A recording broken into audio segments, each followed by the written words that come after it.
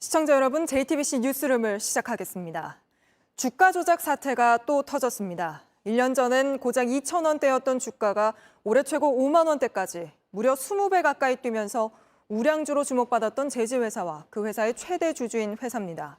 어제 주식시장이 열리자마자 갑자기 두 회사의 주가가 곤두박질쳤는데 알고 보니 주가 조작 혐의로 일당 4명이 체포된 탓이었습니다.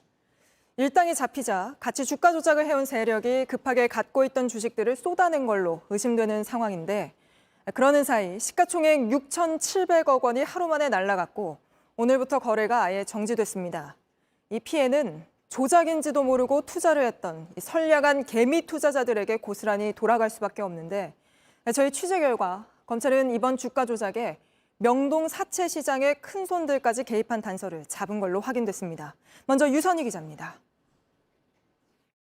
종이 관련 사업을 주로 하는 영풍재지의 주가 차트입니다. 거래 정지라고 써 있습니다.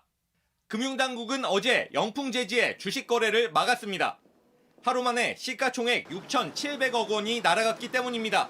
어째서 이렇게 거래 정지가 갑자기 되는 건지. 저는 잘 모르고요. 1년 전 오늘 영풍재지의 주가는 약 2,800원이었습니다. 그런데 무인항공기와 2차 전지 사업 진출 소식이 알려지면서 지난 3월부터 주가가 오르더니 5만 원을 넘었습니다. 1년 만에 17배가 올라 시가총액이 2조 2천억 원을 넘겼습니다.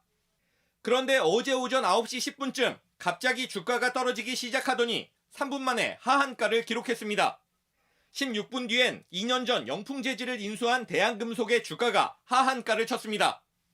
검찰은 대한금속이 영풍재지 인수를 추진할 때부터 주가 조작 세력이 조직적으로 개입한 정황을 잡았습니다.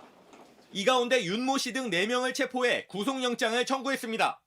또 윤 씨의 가족이자 주가 조작에 필요한 자금을 마련하는데 핵심 역할을 해온 걸로 의심되는 이모 씨를 쫓고 있습니다.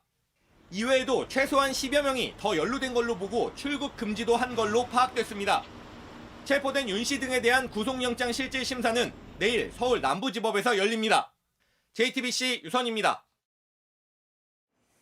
검찰은 이번 주가 조작에 명동 사채 시장의 큰 손들이 돈을 든 정황을 포착하고 수사를 확대하고 있습니다. 특히 이들이 돈을 빌려주는데 그치지 않고 직접 수백억 원어치의 주식을 산 단서도 잡았습니다. 이 내용은 박준우 기자가 취재했습니다. 지난해 영풍재지를 인수한 대한금속입니다. 지난해 11월 영풍재지 전체 지분의 절반인 약 1,300억 어치 주식을 사들였습니다. 당시 대한금속은 자기 자금 439억 원에 차입금 861억 원으로 인수자금을 마련했습니다. 차입금 861억 원 가운데 761억 원은 아직 취득하지도 않은 영풍재지 주식을 담보로 빌렸습니다.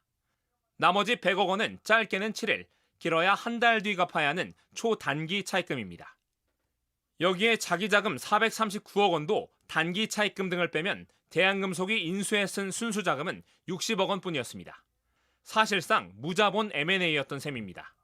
검찰은 대한금속의 실소유주인 A씨를 주가 조작의 핵심 인물로 보고 있습니다. 특히 A씨가 사채업자 이모 씨와 공모해 명동 사채시장의 큰손인 최모 씨, 김모 씨 등 2명을 소개받아 수백억 원을 끌어모은 걸로 파악하고 있습니다. 이 씨는 현재 도주 중입니다.